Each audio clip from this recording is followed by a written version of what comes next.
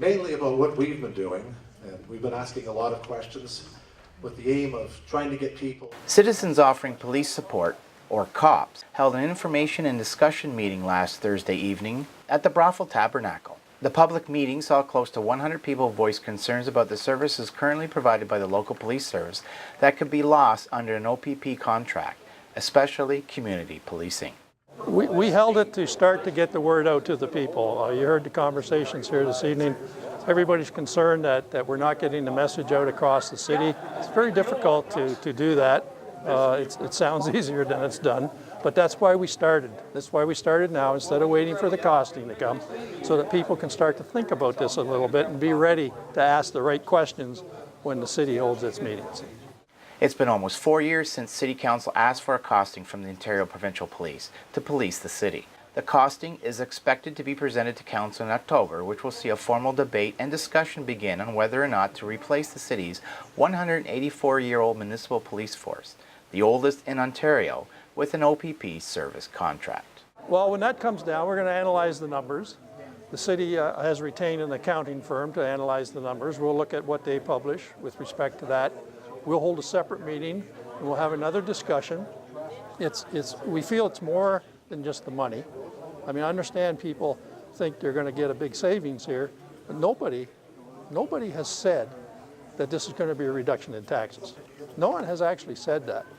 So, and for the first few years, it can't be a reduction in taxes because they got the transition costs to deal with. They're going to have big capital costs to deal with, especially if they ask for a new police station.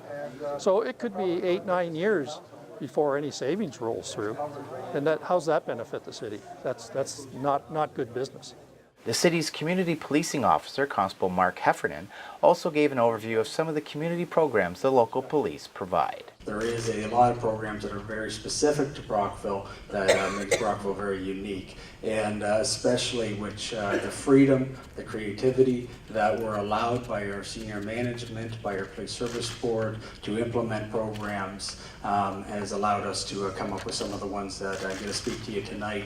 And the biggest lens that we look at when we look at programs is, one, how can we best deter youth and adults from coming in contact with the police again? How can we catch them early to prevent them from coming in contact with us again?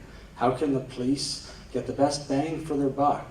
And in terms of when we're dealing with the schools and our community partners, how can we do what the police do best in regards to dealing with these youth?